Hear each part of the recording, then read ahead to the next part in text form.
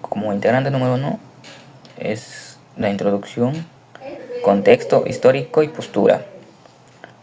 Como contexto es saludos cordiales, profesora y compañeros. Hoy nuestro grupo realizará uno de los hitos más trascendentales y debatidos de la historia de la República del Perú.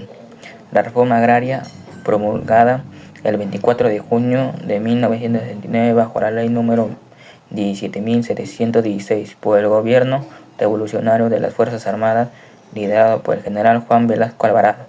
Para entender esta medida debemos recordar el contexto de la época. Hacia finales de los años 60, el agro peruano se encontraba atrapado en un sistema arcaico de haciendas tradicionales, una pequeña élite terrateniente. La oligarquía concentraba la propiedad de la gran mayoría de las tierras cultivadas del país, mientras que las masas campesinas trabajaban bajo regímenes de explotación inhumanos e injustos, como el llanaconaje y la servidumbre.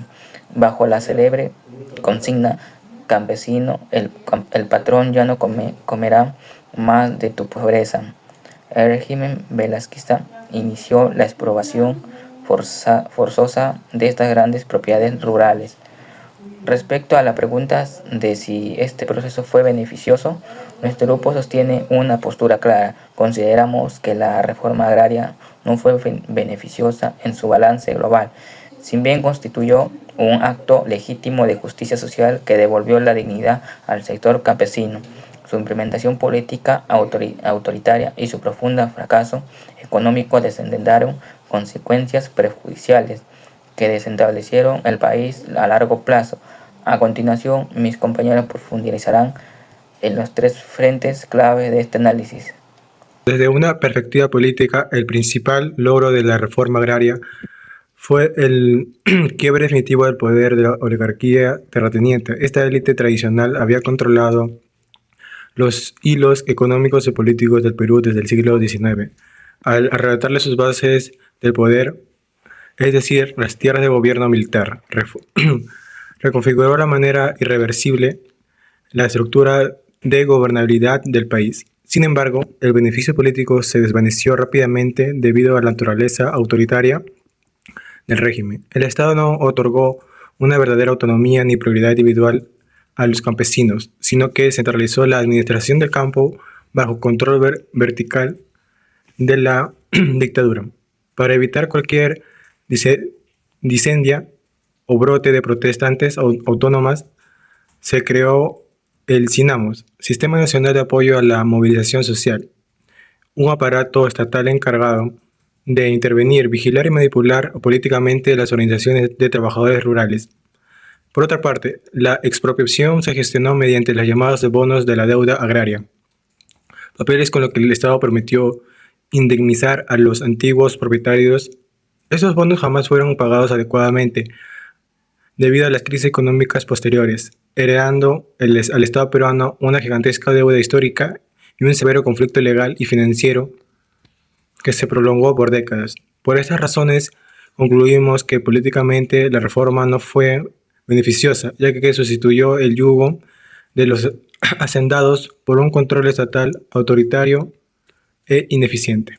Continuando con el aspecto económico de la reforma agraria, tenemos que es el aspecto más devastador, ya que para empezar tenemos que el gobierno militar fue el que agrupó las tierras expropiadas bajo complejos modelos colectivos, ya que tenemos que estas empresas serían autogestionadas de forma democrática por los propios campesinos.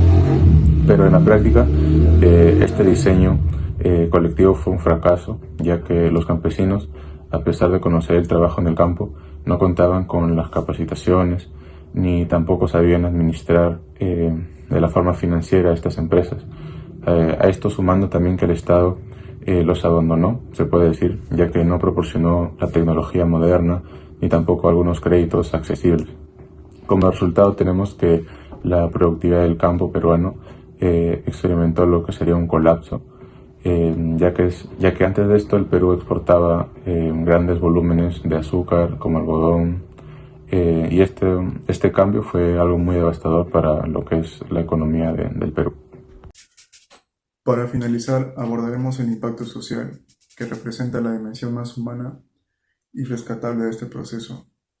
La reforma agraria logró erradicar definitivamente estructuras de opresión coloniales que persistían en pleno siglo XX. Al disolver el sistema de haciendas, se eliminó la servidumbre legalizada y formas de explotación indignas como el llanaconaje. El campesino peruano dejó de ser un objeto subordinado al arbitrio del hacendado. Recuperó su condición de ciudadano pleno, con acceso a derechos políticos, identidad y educación. Este quiebre del racismo estructural y la devolución de la dignidad es un hito que la historia reconoce como de profunda justicia. Lamentablemente se generó una dolorosa paradoja social. La dignidad humana recuperada no vino acompañada de bienestar económico. Al fracasar las cooperativas y colapsar la producción, el campesino fue sumido en una miseria material aún más profunda y quedó en un estado de abandono geopolítico por parte del Estado.